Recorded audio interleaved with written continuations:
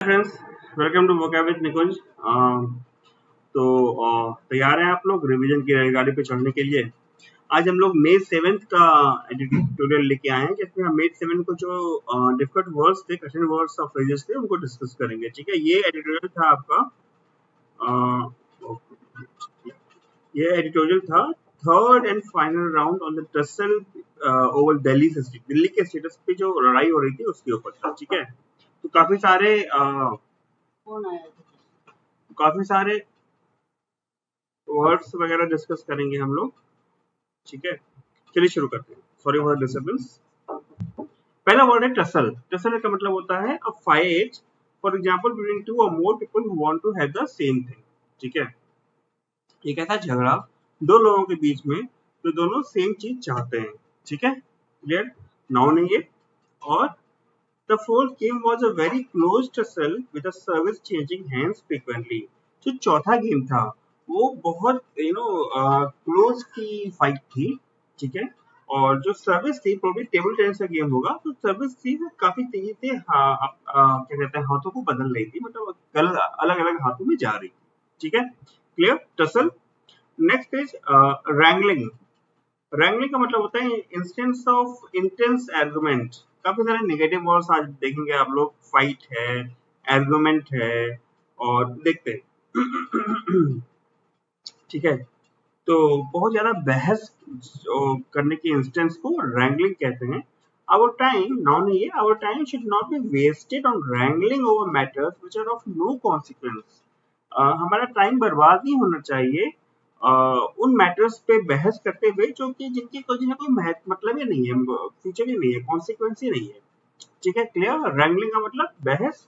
Elaborate is the next word and it means developed or executed with care and in minute detail। देखिए minute यहाँ पे adjective है, और minute है, ये मिनट नहीं है।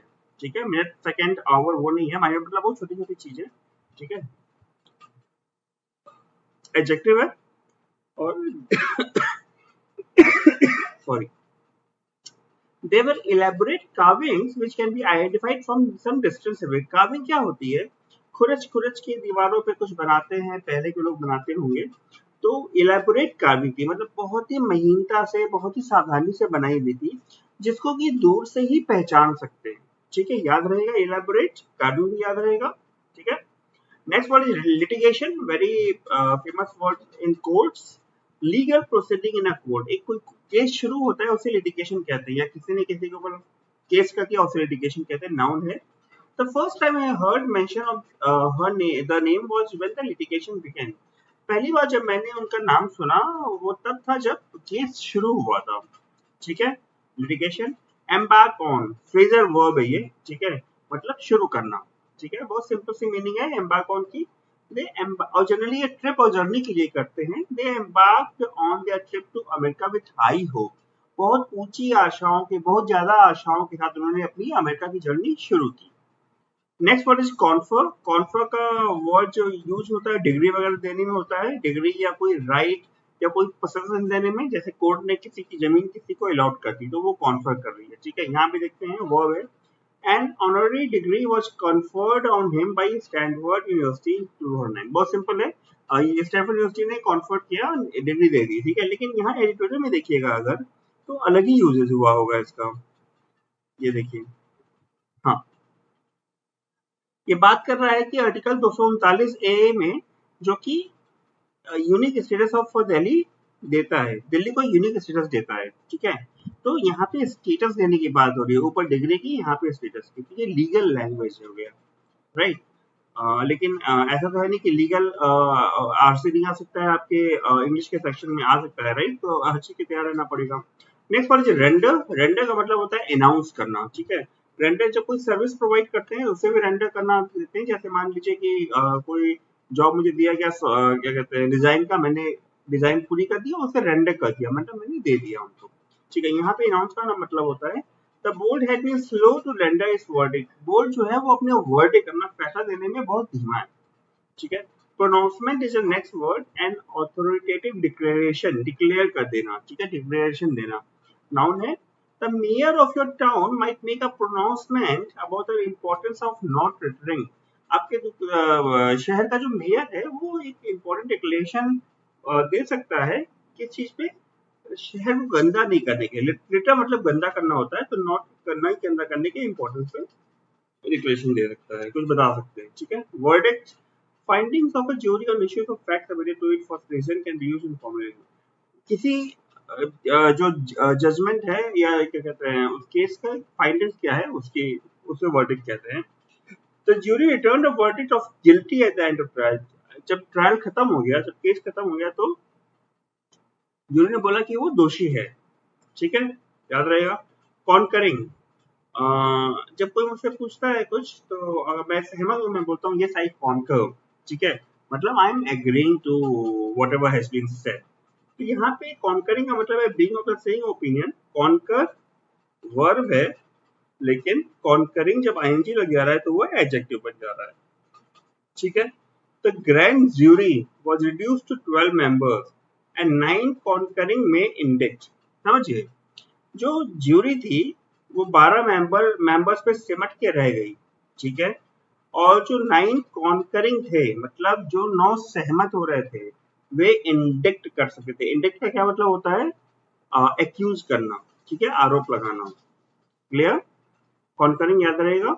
इन सो फार इज द नेक्स्ट वर्ड, और ये क्या है? ये एडवर्ब। एडवर्ब हमारे यहाँ रेयरली आते हैं, तो इनका हम तहे दिल से स्वागत करते हैं। एडजेक्टिव क्वालिफाई करता है नाउन और प्रोनाउन को, एडवर्ब क्वालिफाई करता है बाकी सारी चीजों को। ठीक है, याद रहेगा।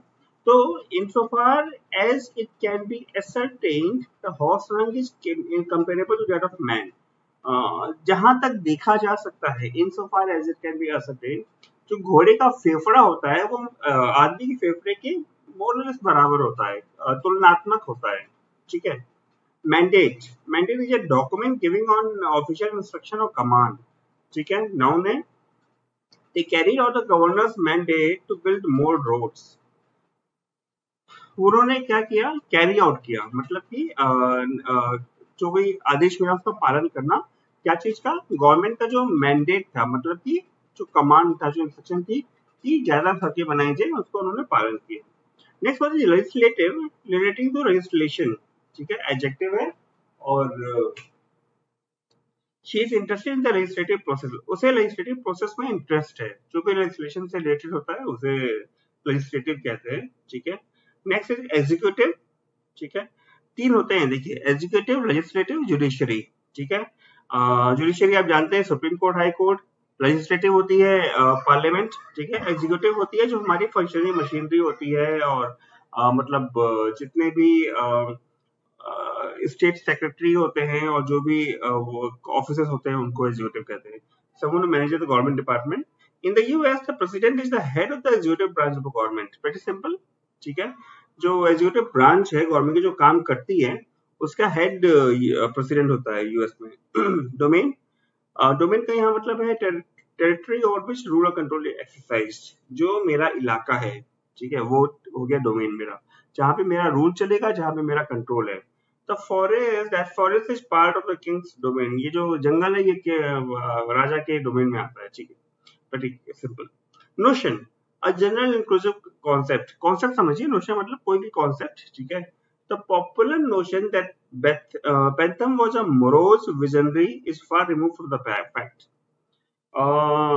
नोशन और फैक्ट में डिफरेंस है। ठीक है, तो नोशन जो था कि Bentham was a morose visionary, morose visionary है, ये सही नहीं है, वो फैक्ट से दूर है। ठीक है, far remove from fact. Negate मतलब होता है make ineffective by counterbalance the effect of, मतलब कि किसी चीज को इफेक्ट को काउंटर बैलेंस करना, मतलब हटा देना, नलीफाई करना। ठीक है, हिंदी का कौन सा शब्द नहीं आ रहा मुझे। वर्ब है shipping charges for large and heavy items में निगेट योर सेविंग्स। तो मान लीजिए आप अमेजोन या फ्लिपकार्ट से कुछ ऑर्डर करते हैं, और 150 रुपए का सामान है, बाई चांस 150 रुपए की या 200 रुपए की शिपिंग लग जाए, तो it is not worth it, right? तो इस यही मतलब है इसका, shipping charges for large and heavy items में negate your savings. Next what is underlying. Underlying मतलब the internal nature of something though not readily apparent. किसी चीज का स्वभाव लेकिन बहुत मुखर रूप से नहीं दिख रहा है। ठीक है, ऐसे समझिए कि नॉट एपरेंट समझ लीजिए, जो ऊपर से नहीं दिख रहा है, adjective. However good her underlying motivations were, उसकी अंदर की भावनाएं कितनी भी अच्छी थी, लेकिन वो झूठ बोली, उसे ट्रिक किया और उसे धोखा दे दिया उसे, जो भी है, ठीक है। Got it. अंडरलाइन का मतलब नॉट एपरेंट, ऊपर से ना मुखर हो जो। Undermine is the next word, इसका मतलब होता है हिंडर नॉर्मल ऑपरेशन। नॉर्मल जो काम चल रहा है उसमें बाधा डालना, रोड़े डालना, ठीक है, वो है। News and information that undermine the credibility और authority earn so welcome either. कोई भी न्यूज, आजकल फेक न्यूज इतना चलता है, कोई भी न्यूज या इंफॉर्मेशन जो कि क्रेडिबिलिटी पे या अथॉरिटी पे के ऑपरेशंस को अंडरमाइन करे, मतलब कि रोड़ा डाले, ठीक है, वो वेलकम नहीं है, ठीक है। मतलब कि जो अच्छी न्यूज है, जो क्रेडिबल न्यूज है, उसी को वेलकम करेंगे, बाकी वेलकम नहीं है। स्प्लिट वर्डिक्ट जुडिशरी टर्म है, जब मान लीजिए दो जजेस की एक बेंच बैठी और वो कोई एक यूनिनामस फैसले पे नहीं आ पाई, ठीक है, एक ही फैसले पे, तो अलग अलग फैसले दे रहे हैं दोनों, तो वो स्प्लिट वर्डिक्ट हो जाएगा। When the members of an appellate court cannot reach full agreement, a split decision होगा। Very simple. Now, in the sentence in the event of a split verdict like this, the matter has to be referred to a third judge. जब दो फैसला नहीं कर पाएंगे तो तीसरे जज को फैसला रेफर हो जाएगा, ठीक है। और फिर वो तीसरा जज जो बोलेगा उसको मान, क्योंकि या तो वो इनका मानेगा या उनका मानेगा, जिसका भी मानेगा वो फैसला उनके हक में चला जाएगा। Next word is flag. Flag माने झंडा, लेकिन यहाँ पे एज अ वर्ब है, मतलब to draw attention to something. तो मान लीजिए अकाउंटेंसी में कोई एरर है, ठीक है, अकाउंटिंग हो रही है और कहीं कोई ट्रांजेक्शन फंस गया, तो उसको फ्लैग कर देंगे, राइट, हाईलाइट करना, ठीक है।